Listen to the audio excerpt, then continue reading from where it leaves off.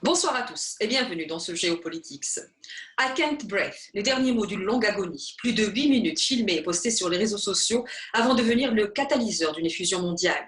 George Floyd, 46 ans, décède après avoir été menotté et cloué au sol par un policier blanc, aujourd'hui accusé de meurtre. Depuis, le pays s'embrase, des manifestations et des pillages parfois, et surtout une contagion de colère contre le racisme aux États-Unis, du Canada à Vancouver, avant de se transformer en une forme de plateforme de revendication antiraciste dans bon nombre de pays européens, dont la France, d'où se diffuse cette émission et qui concentre le plus grand nombre de l'immigration algérienne de binationaux.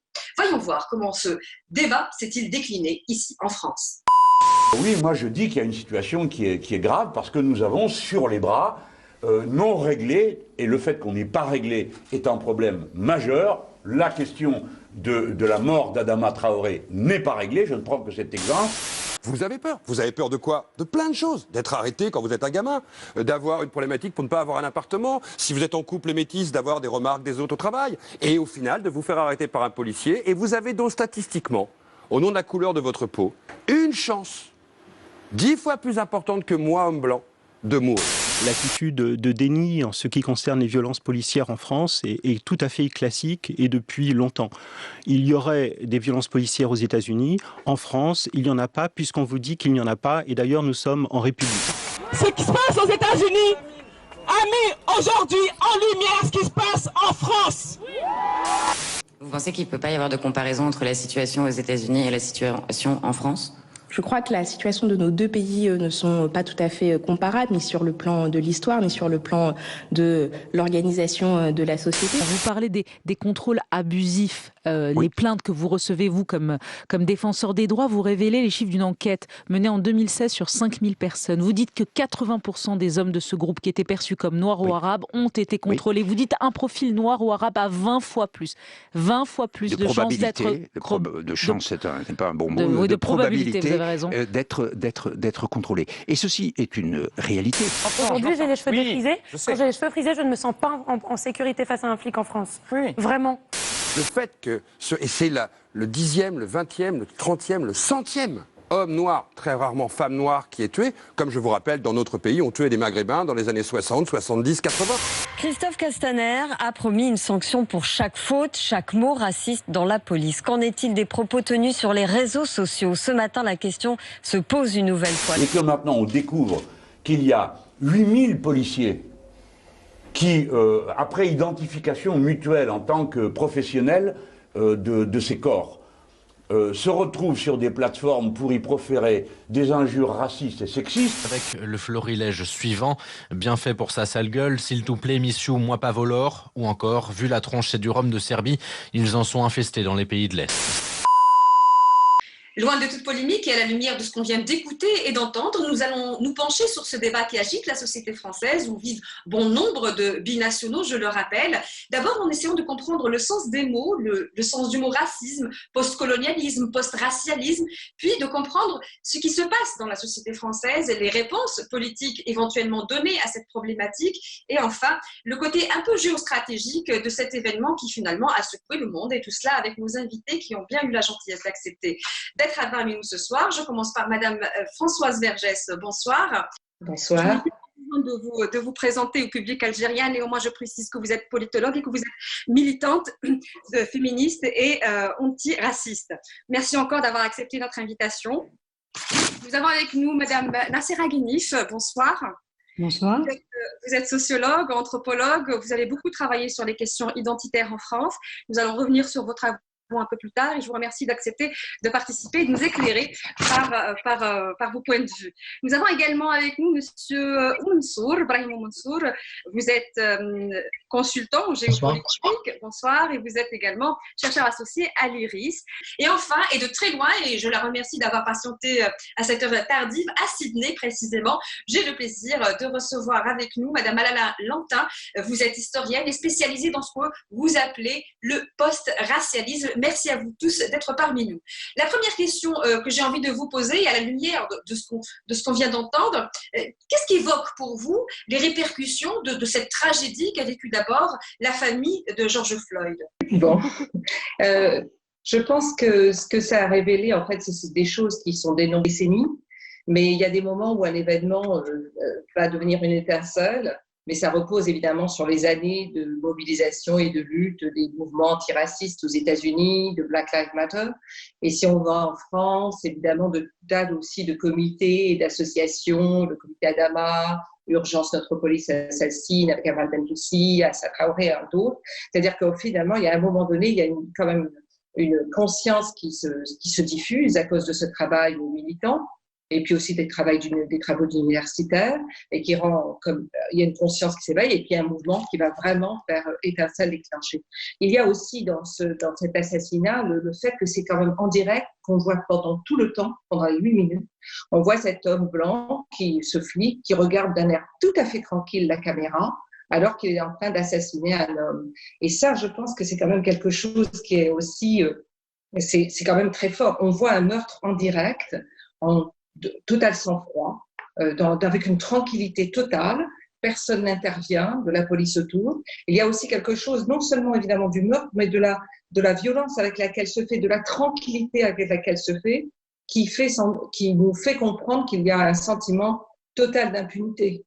Le sentiment que je peux le faire en public, dans une rue, en plein jour, tranquillement. Et je pense que là, si vous voulez, plus toutes ces choses qui ont été discutées pendant des années, c'est-à-dire le fait que la violence, elle est là tous les jours, elle est concrète, elle est accompagnée d'un sentiment d'impunité. Mais vraiment, j'insiste sur le fait que ce sont toujours ces étincelles reposent sur des travaux pendant longtemps qui sont faits par des associations et par des universitaires et qui expliquent, qui font comprendre comment fonctionne le racisme structurel. Pourquoi est-ce que les politiques, mais aussi les médias, enfin, on voit bien que quand on parle de cet assassinat de George Floyd, on titre en gras « assassinat », et par contre, quand on parle de Traoré ou bien d'autres jeunes gens sur les 20 dernières années, voire même les 40 dernières années, on parle de mort. Madame, pourquoi est-ce que ce parallélisme est quasi tabou en France?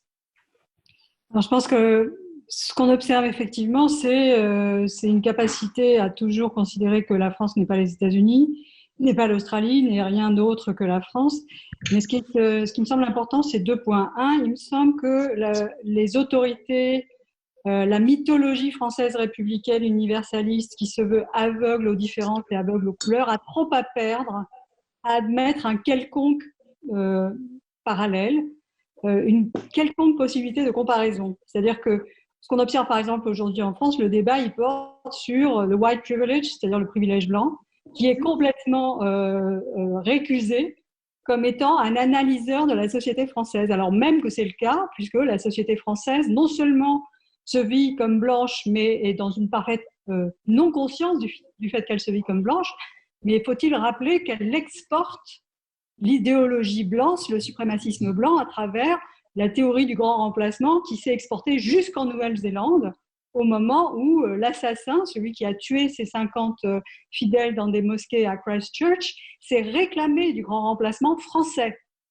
Donc, autrement dit, ce serait vraiment étonnant que quelque chose qui parle et qui résonne comme étant une expression de la suprématie blanche et de la supériorité blanche partout dans le monde, c'était déjà le cas en Norvège avec Breivik, comment est-ce que cela serait possible et que ça ne dise rien de la société française?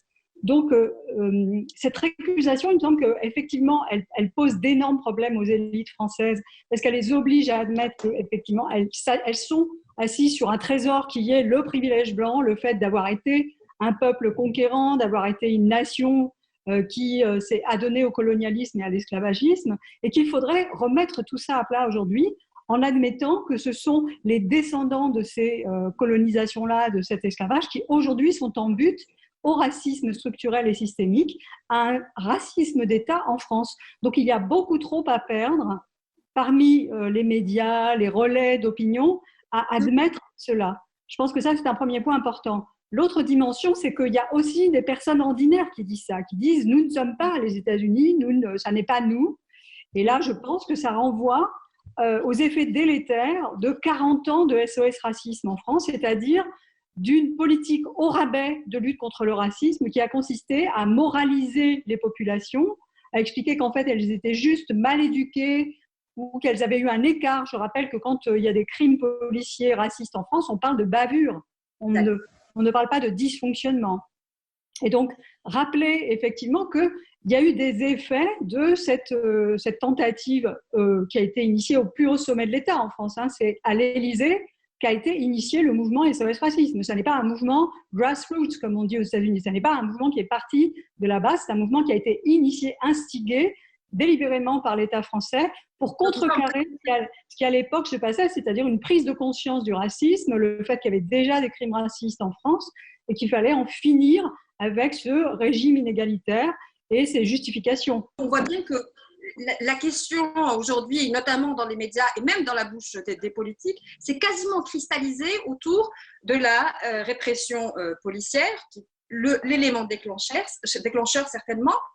Néanmoins, le racisme tel qu'on peut l'entendre dans les débats, et on a pu l'entendre dans les débats en France, avec des expressions dans différents domaines, hein, le plafond de verre, que ce soit en politique, dans la vie économique.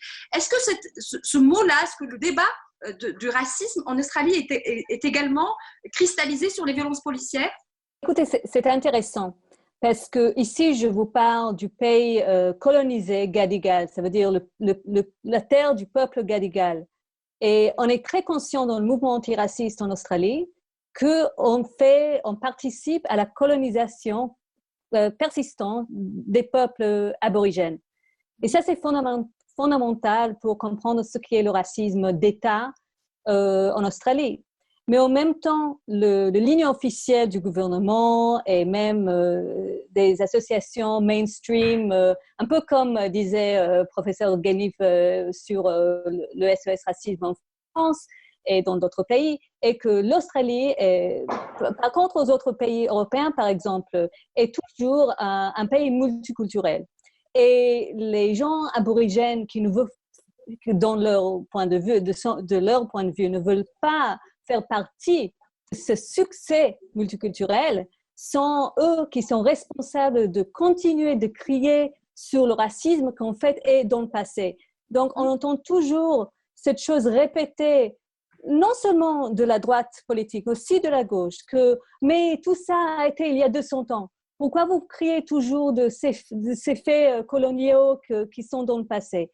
Et ce que les aborigènes disent, c'est que ce qui se passe aux États-Unis, en fait, si on regarde le fait que, par exemple, les aborigènes sont 2% de la population australienne, mais qu'ils font 27% du peuple emprisonné, et si vous regardez, par exemple, le territoire, le Northern Territory dans le nord de l'Australie, 100% des enfants qui sont dans les prisons, juvenile detention centers, sont aborigènes, 100%. Et je répète, ils font 2% de la population. Donc, évidemment, dans ces prisons et dans la rue, dans les incidences avec la police, il y a une violence énorme. Et les femmes et les hommes qui meurent en prison, qui meurent dans des interactions avec la police tout le temps.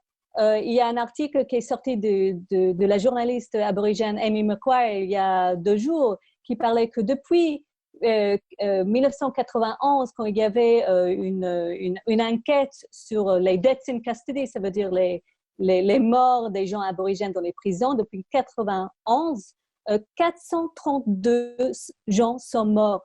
Même si, et ça veut dire qu'en fait, cette enquête n'a rien mené. Personne n'a jamais, il n'y a pas un policier ou quoi que ce soit d'autre qui a été jugé par les autorités pour le meurtre d'un prisonnier ou de quelqu'un qui a été, comme disait, dans des interactions avec les polices. Donc, c'est fondamental. Ce que vous dites fait écho au dernier rapport du Défenseur des droits en France qui souligne que quand vous êtes un Français de couleur, vous avez 80 fois plus de risques qu'un Français blanc de vous faire contrôler par la police. Oui, c'est vrai qu'en France, il y a un double malaise. Donc, il y a le malaise lié il y a le malaise lié à la confrontation, à faire face à la discrimination raciale et sociale en France. Lié, bien sûr, il y a un malaise profond lié à l'histoire de la France. Mais aussi, bien sûr, quand je dis l'histoire de la France, c'est l'histoire coloniale, la guerre d'Algérie qui qui a impacté la société française post-coloniale, mais aussi on sent que la classe politique française reste figée dans le concept de l'État-nation essentialiste, figée dans un idéal de société, dans l'idéal de société fondée sur l'égalité, la fraternité, qui aujourd'hui freine toute remise en question, toutes ces arrestations, ces arrestations au faciès par la police française, beaucoup plus important pour une raison toute simple, c'est que toutes les zones ghettoisées, les zones considérées comme des zones en difficulté sur le plan social, sont des zones dans lesquelles il y a une majorité, où la population est majoritairement issue de l'immigration maghrébine. Donc, ce qui rend le lien entre je dirais, la crise sociale ou le phénomène social, ou la pauvreté et autres, et la discrimination raciale, un seul phénomène, très lié l'un de l'autre. Mais la question, c'est est-ce qu'on peut parler de racisme institutionnel, j'ai envie de vous dire, parce que la problématique du corps de police elle-même et tout ce qu'on entend, comment elle cristallise le débat, renvoie à ce qu'elle représente dans l'histoire de la République française. Pascal Blanchard, l'historien, rappelait cette semaine à juste titre qu'en France, si on remonte dans l'histoire, en 1777, on retrouve la police des Noirs, en 1924, la police des Arabes, 25, pardon, la police des Arabes. Donc, ce sont des corps de police institués par les politiques, donc inspirés par des doctrines. Quand on pense que Jules Ferry, qui est quand même le père de la République de gauche en France, n'hésitait pas à dire devant l'Assemblée française, à affirmer la supériorité raciale, est-ce que ce n'est pas systémique finalement de l'état d'esprit des institutions? Mais c'est ce que disait un peu Nassira et aussi, c'est qu'en France, ce sont des républicains qui ont mené la colonisation post-esclavagiste. C'est ni la droite ni l'extrême droite, c'est la République, c'est-à-dire c'est des Jules Ferry, des Victor Hugo, des Martin, c'est très lié à la République. Donc il y a aussi un lien entre la République et la colonisation très fort, qui rend aussi très difficile aujourd'hui de se confronter à cette complicité entre République et coloniale et empire colonial, parce que c'est sous la Troisième République que vraiment le grand empire colonial post-esclavagiste se consolide et se solidifie et s'étend. Donc, il y a un lien, et c'est vrai que ces républicains étaient totalement colonisateurs. Ce sont des républicains qui colonisent. Ce n'est pas l'extrême droite française qui colonise. Ce sont des républicains, ce sont des personnes qui croient vraiment à la mission civilisatrice française, qui vont amener la mission civilisatrice au Vietnam, au Laos, au Cambodge, au Sénégal, en Algérie, en Tunisie, au Maroc, à Madagascar, en Nouvelle-Calédonie, et qui vont effectivement à chaque fois entraîner des codes qui sont à la suite du code noir, qui est le fameux code sous l'esclavage qui désigne les êtres humains comme des objets de commerce, et les codes de l'indigénat qui sont des suites de ce code noir. Donc il y a toute une installation qui est faite. C'est quand même la République qui va déposséder les Algériens de leurs terres, c'est la République qui va déposséder les Kanaks de leurs terres, c'est pas la monarchie. Donc, il y a vraiment un lien entre République et une République coloniale. Donc, elle a évidemment aussi beaucoup de mal, puisqu'elle s'honore d'être liberté, égalité, fraternité, et qu'en fait, elle viole à tous les moments comment on appelle ça, sa trinité, non, comment on dit, c'est le mot d'ordre, là. Liberté, égalité, fraternité, je ne sais pas comment on dit. Le trio. Mais elle passe son temps, je veux dire, c'est la liberté pour quelques-uns, c'est l'égalité la fraternité pour quelques-uns. Comme disait Césaire, vous voulez bien de la fraternité, mais tant que vous, Français, êtes les grands frères, et nous serons les petits frères. Donc, évidemment, comme notion de fraternité, c'est pas tout à fait. J'entends bien ce que vous dites, et c'est vrai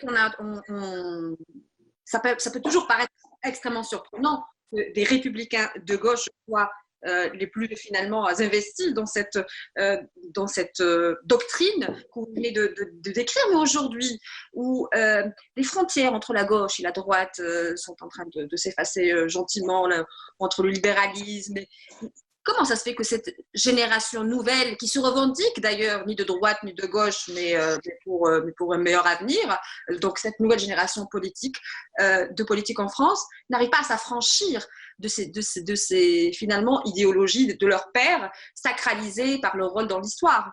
C'est-à-dire que nous constatons aujourd'hui que beaucoup de militants et de personnel politique, surtout qui se réclament de gauche, ne sont pas de gauche. Alors finalement, la gauche reste à inventer en France, dans une large mesure, ou à réinventer. Par contre, il n'y a rien de nouveau, en fait. Il y a un vernis de nouveauté parmi cette classe politique récente qui se dit ni de gauche ni de droite.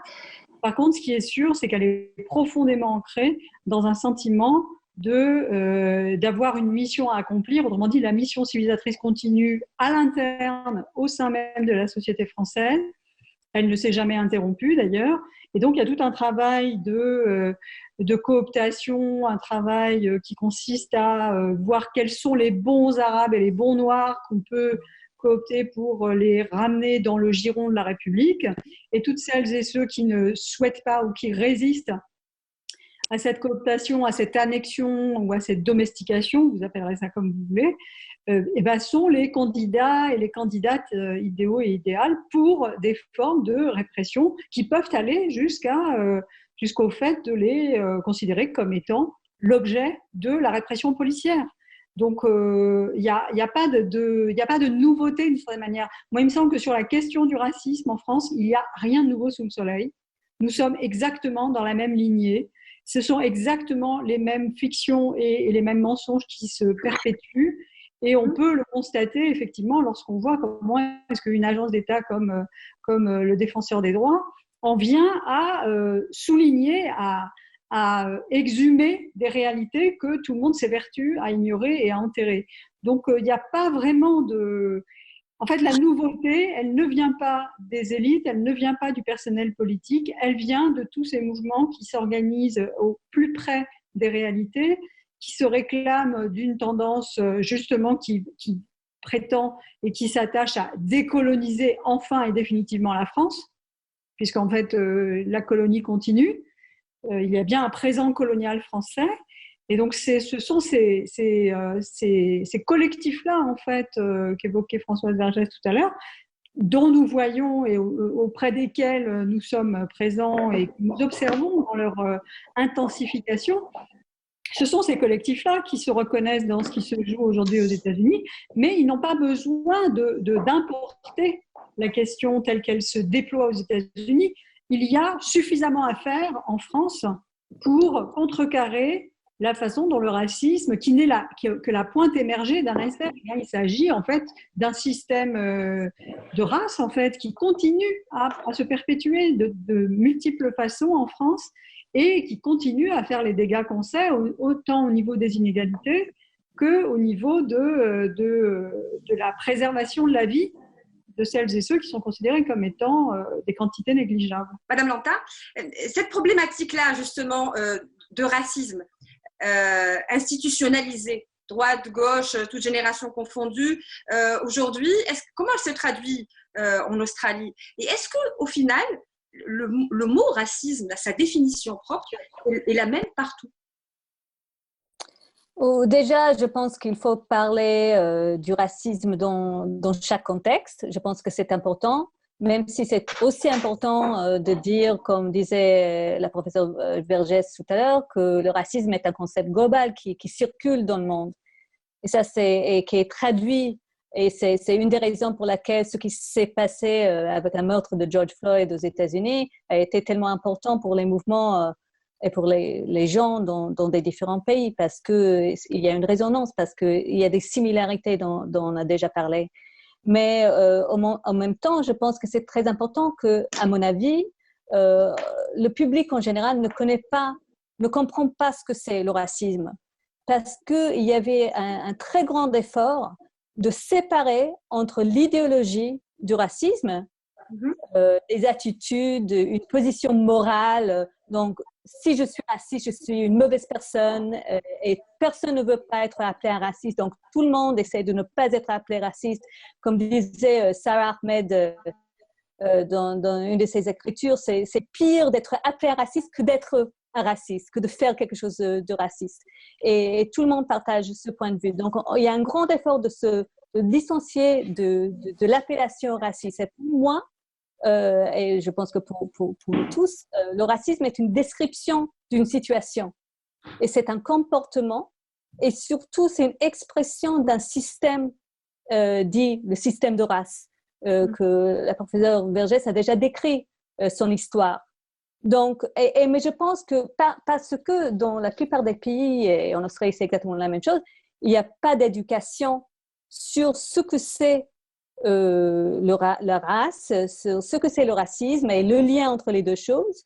Le fait que le race a été codé dans les systèmes, dans les lois, dans la politique des États, surtout un État colonial comme l'Australie, non seulement après l'invasion, directement avec le génocide et après l'assimilation par force des peuples aborigènes, etc., mais aussi, on parlait tout à l'heure de la gauche, le premier parlement mené par la gauche par le Labour Party australien en 1901, son premier loi était la loi qui a été après appelée le White Australia Policy. Ça veut dire la loi qui disait que personne qui n'était pas blanc pouvait résider en Australie, qui a duré jusqu'à effectivement 1973. Et ça, c'était effectivement le mouvement ouvrier qui a poussé pour cette loi, pour faire de l'Australie ce qu'ils ont appelé le White Man's Paradise, ça veut dire le paradis de l'homme blanc, où les aborigènes étaient plus ou moins les esclaves, ou confinés sur les réservations, etc.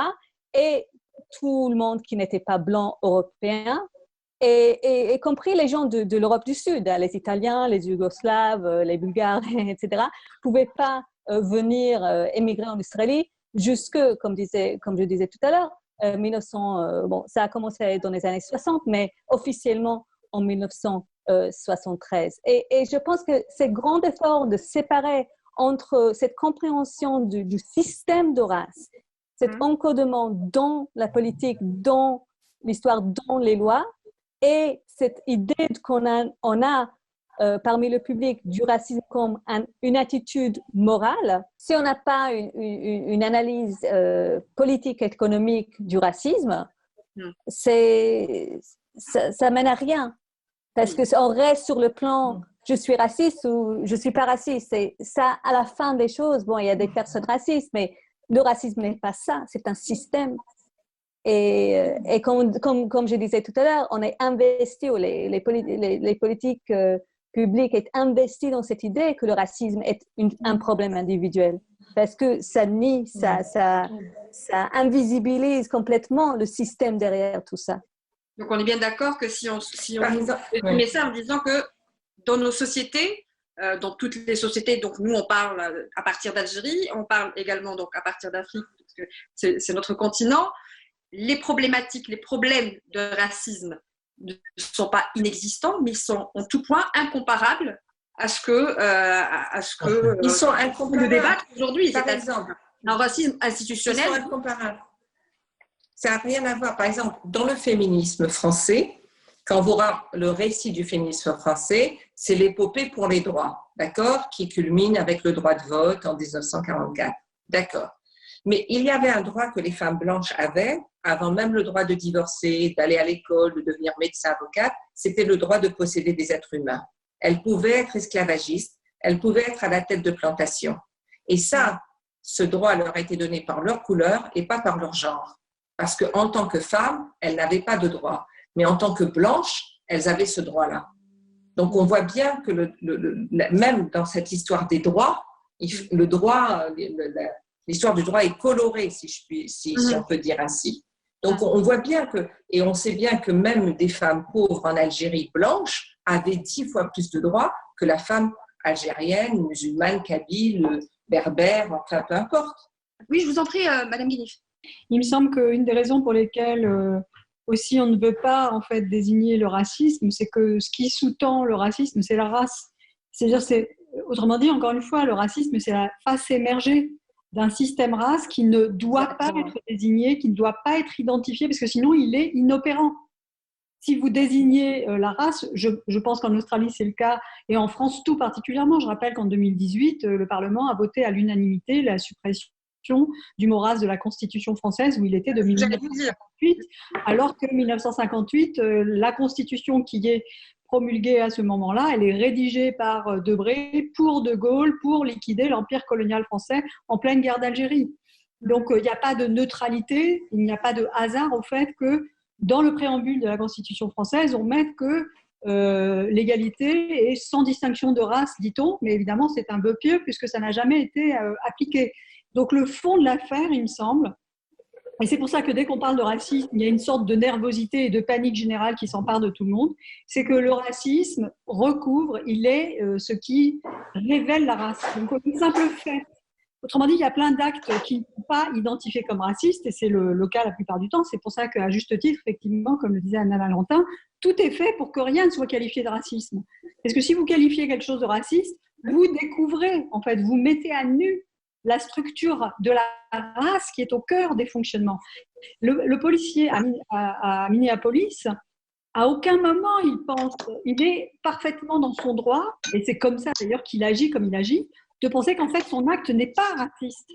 Et c'est seulement quand, face à lui, et d'ailleurs cette femme qui filme, évidemment qu'elle révèle le caractère raciste de son acte aux yeux du monde et aux yeux de ce qui est en train de se jouer sur place. C'est ça le risque en fait. Le risque, c'est de qualifier de racisme quelque chose qui fait tout pour ne pas être perçu comme tel.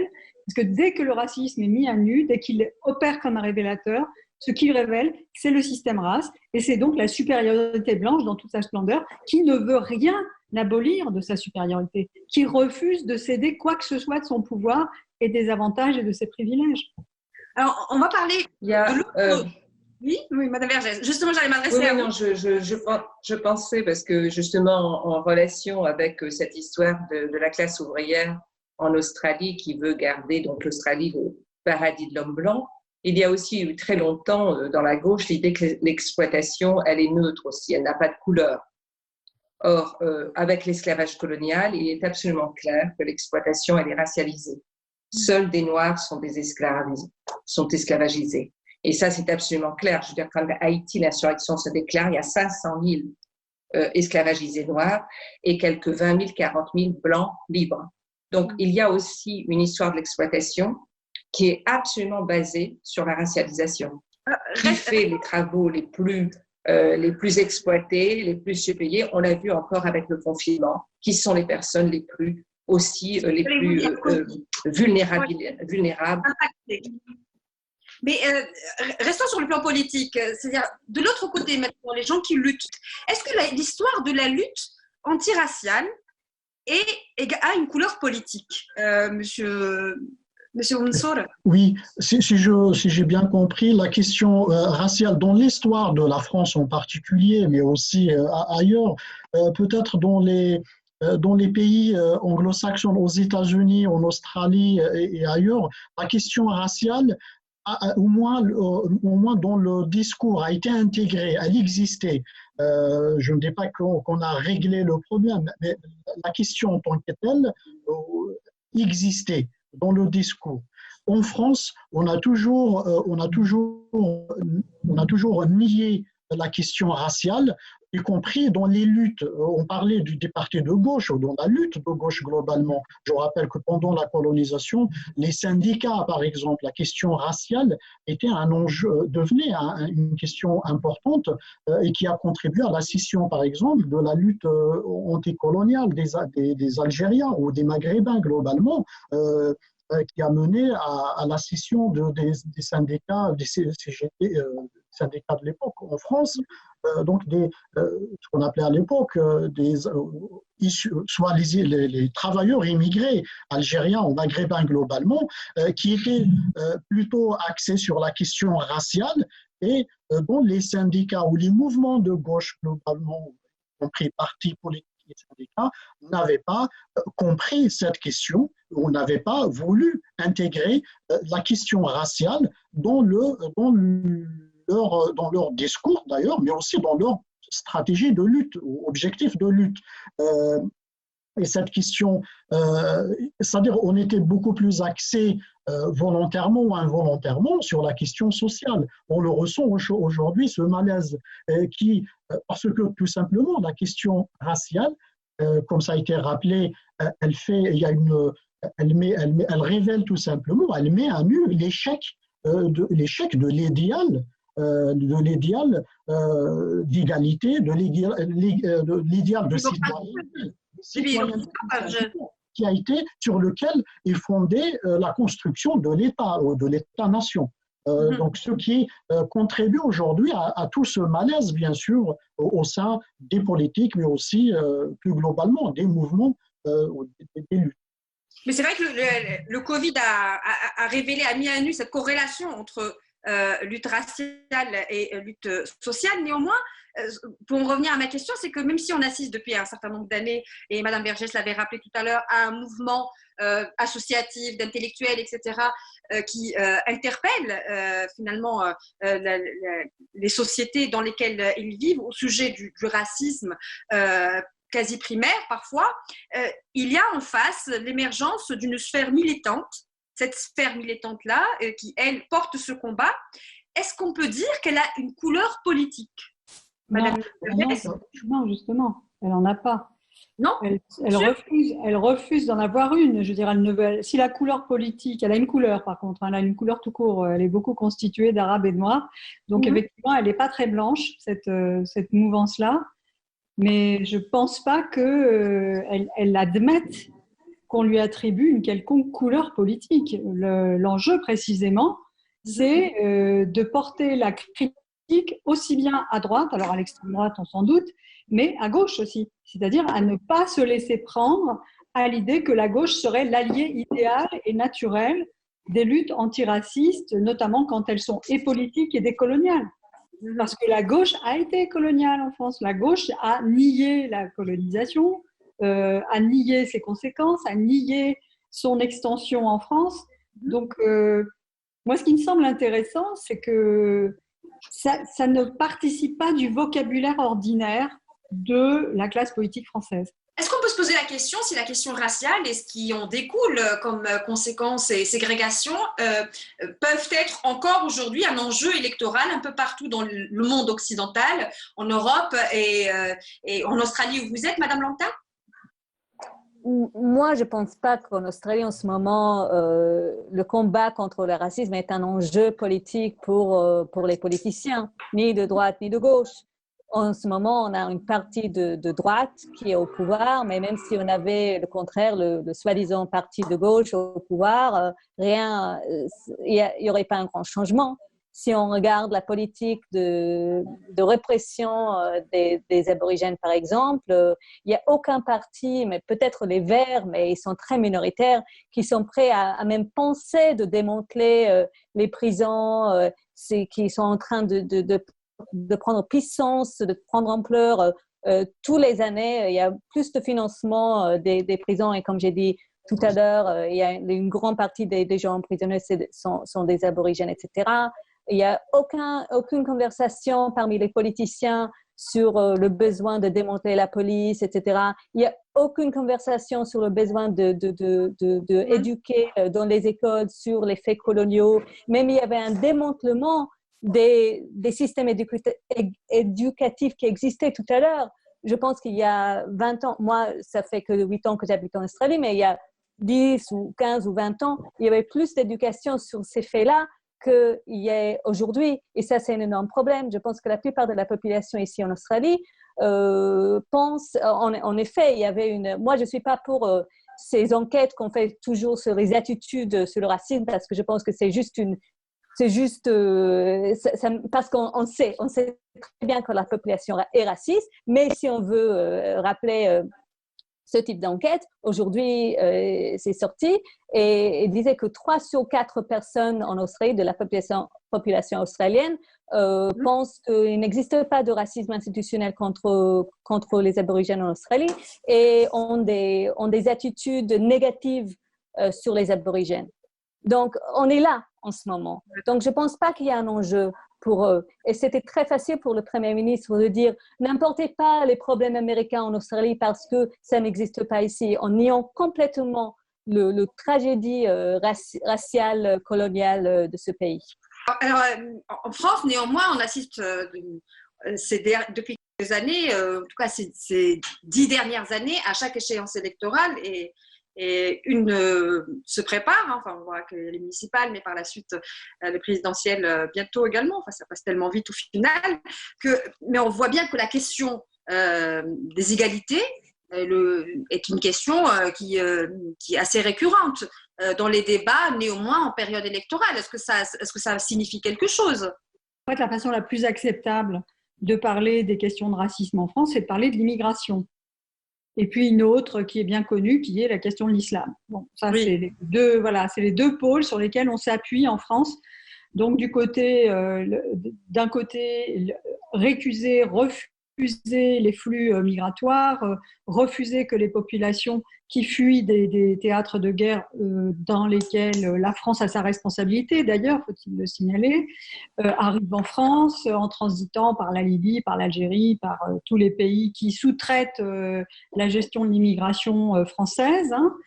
Et de l'autre, vous avez la présence musulmane en France qui doit être contrecarrée, disciplinée, qui doit enfin correspondre aux attentes que l'État français et la société française a à l'égard de toutes ces populations. Donc, en dehors de ça, qui peut être rentable, mais qui, on le voit depuis 1984, est essentiellement rentable pour l'extrême droite. Donc, pour toutes les autres formations politiques, elles sont encombrantes, elles sont un fardeau qu'elles sont obligées de porter, qu'elles sont obligées de décliner avec plus ou moins de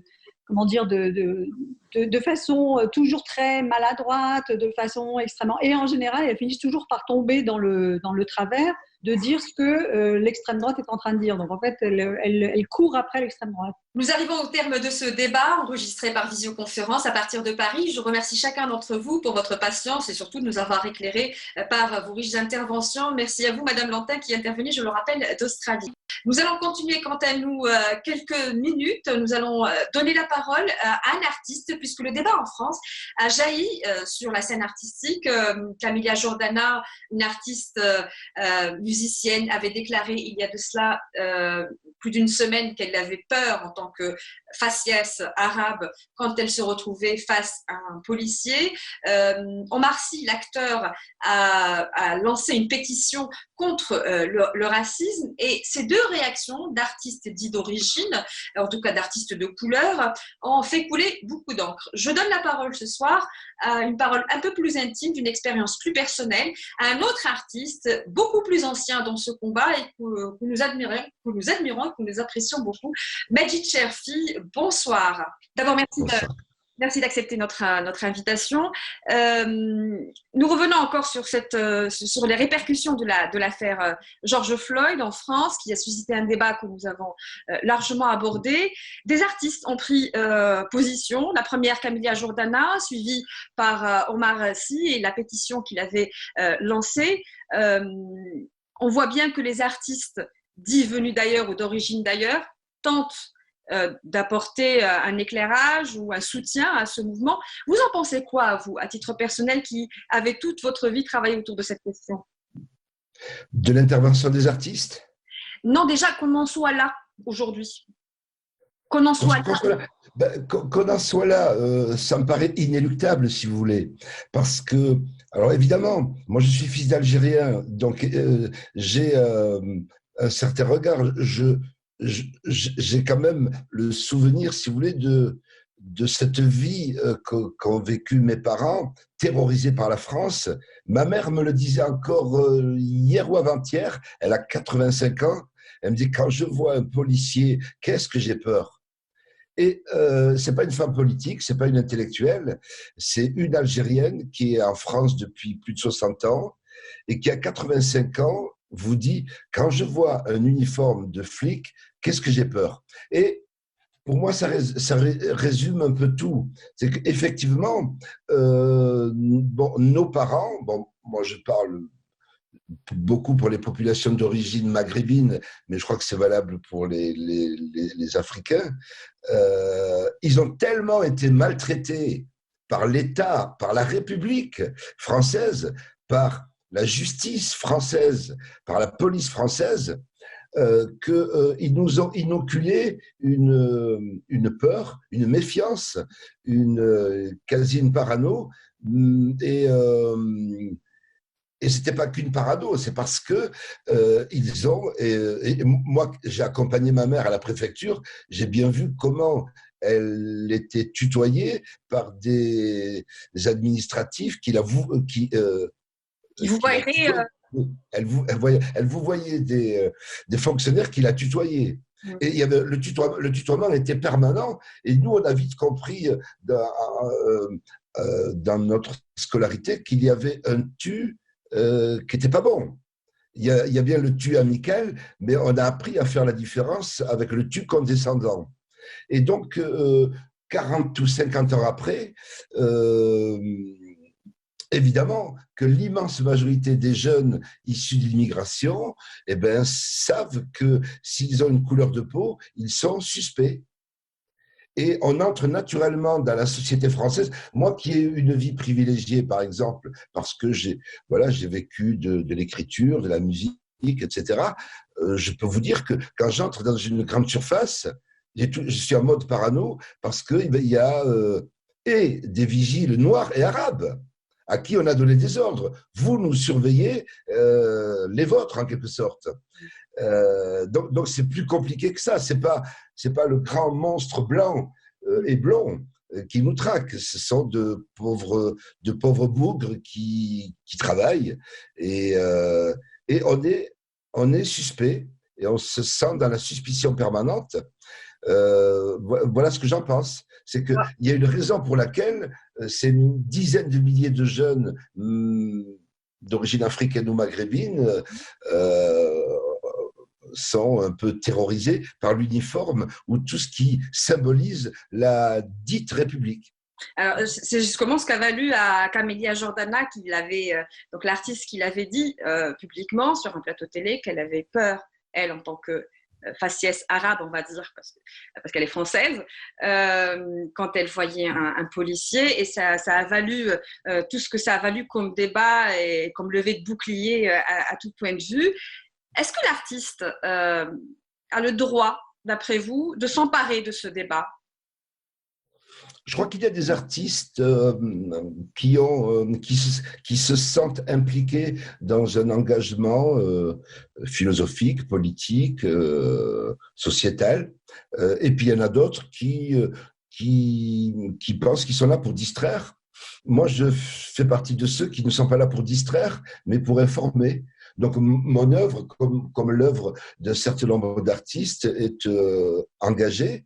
Et quand je l'ai vu en direct, Camélia Jordana, j'ai fait ouf, quelqu'un qui fait pas semblant, comme tous ces jeunes gens issus de l'immigration qu'on voit à la télé, des journalistes, des spécialistes, des très beaux parcours, et qui font comme si...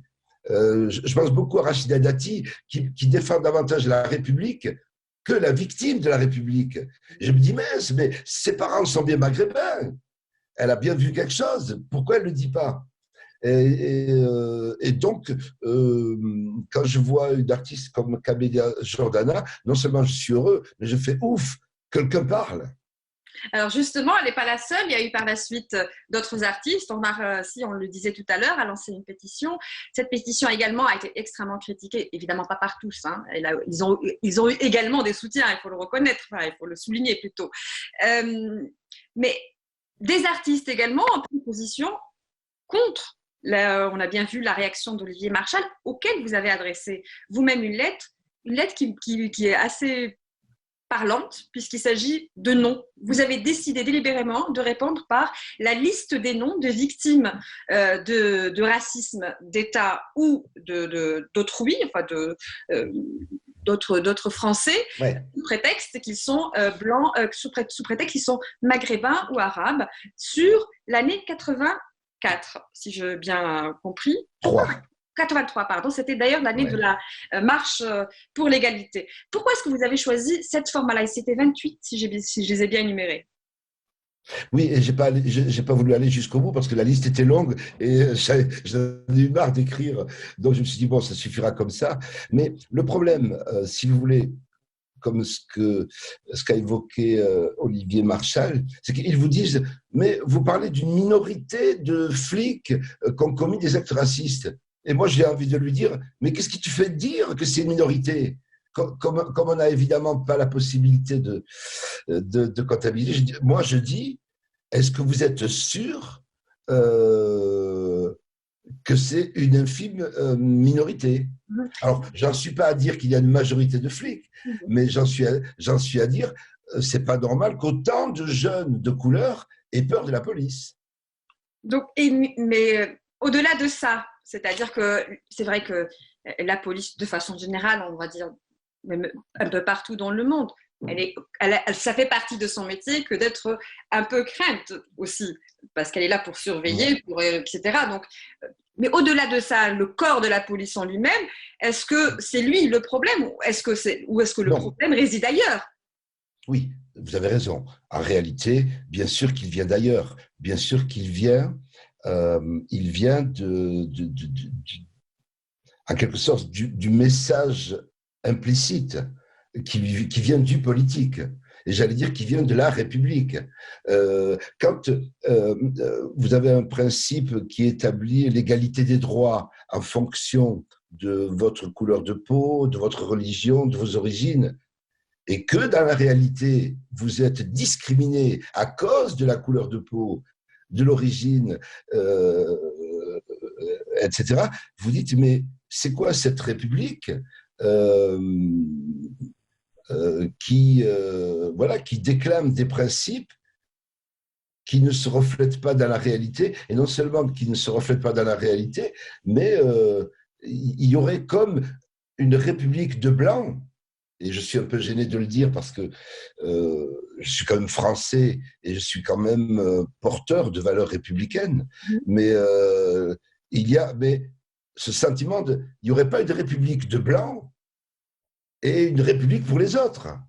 Et c'est un peu le cas, si vous voulez, dans les faits. En dehors de cet aspect-là, il faut aussi dire que la question du racisme, la question de l'immigration, des inégalités et le rapport du défenseur des droits l'atteste. C'est-à-dire que c'est quand même un instrument étatique, enfin un instrument de l'État qui atteste, qui reconnaît qu'il y a un malaise. Est-ce que tout cela ne veut pas dire que quelque part, les politiques ne savent pas quoi faire de cette irritation? Bien sûr.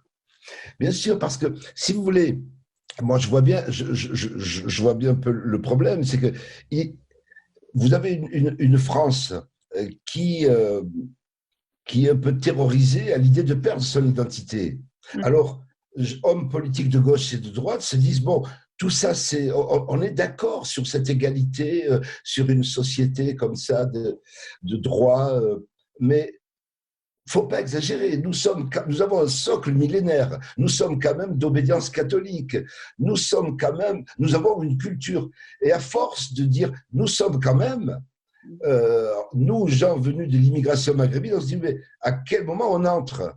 Et si j'ai envie d'être musulman, est-ce que j'en suis moins français? Est-ce que quand nos parents lancent des you-you à la mairie, est-ce que ça veut dire qu'on est moins français? Si c'est le cas, la République doit le dire. Et les politiques de gauche et de droite ne sont pas assez clairs en disant oui, les you-you, oui, d'accord, mais enfin, on est français. Et là, donc, s'établit le problème de c'est quoi être français? Quelle est cette identité dont on nous parle? Et nous, on est français, mais moi, j'aime bien ma mère et j'aime bien un certain nombre de choses venues de la culture berbère, puisque nous sommes de Béjaïa. Et donc, est-ce que je peux être français et aimer Béjaïa? Si ce n'est pas possible, dites-le. Au-delà de cela, est-ce qu'on peut accréditer quand même la société française dans sa globalité d'une évolution d'état d'esprit ces intellectuels, même si on entend beaucoup dans les médias des choses qui peuvent un peu être pour le moins suspicieuses. Mais il y a quand même une évolution. Vous dites dans votre lettre, vous citez donc tous ces noms de victimes et vous dites « j'avais 20 ans à l'époque ». On a l'impression que rien n'a changé. Est-ce que rien n'a changé ? C'est pas tant que rien n'a changé, mais la jeunesse aujourd'hui n'accepte plus de marcher tête basse, n'accepte plus d'avoir peur, ne veut plus être terrorisé par... Moi, mes parents ont marché tête basse, moi je l'ai relevé un petit peu, et mes enfants étaient encore à magnifière, ils disent il n'est pas question qu'on subisse quelque discrimination que ce soit. Donc le changement, c'est cette exigence de cette 3e et 4e génération. Ils se sentent parfaitement français et ont envie de cogner sur le mur en disant il n'est pas question qu'on me tutoie.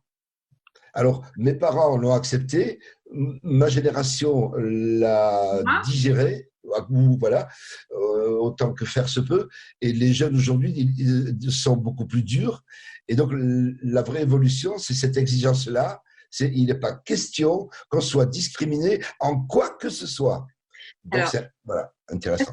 Est-ce qu'on peut se mettre à la place des politiques un instant et se dire, d'abord la réponse, elle est politique ou pas pour vous d'une part, et d'autre part, si elle l'est, ce serait avec quel instrument? Quel conseil vous donneriez-vous? Parce que c'est toujours... alors, moi j'ai beaucoup été un compagnon de la gauche.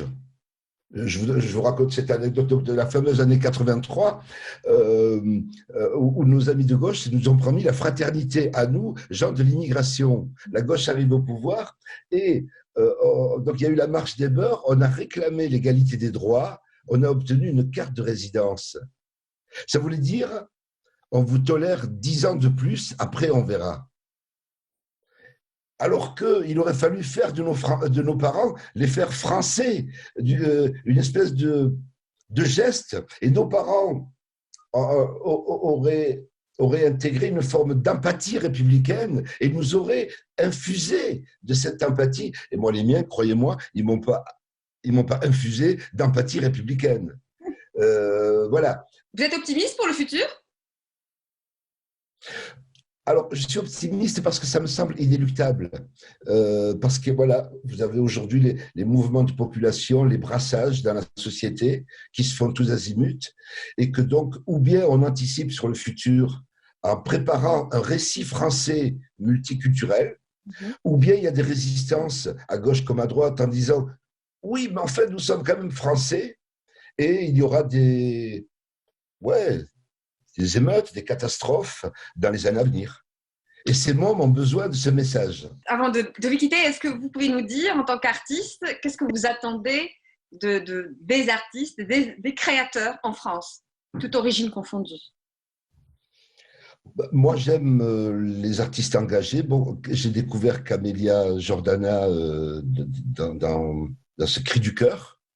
Voilà, moi j'adhère aux artistes qui ont un engagement. Voilà, ce sont des...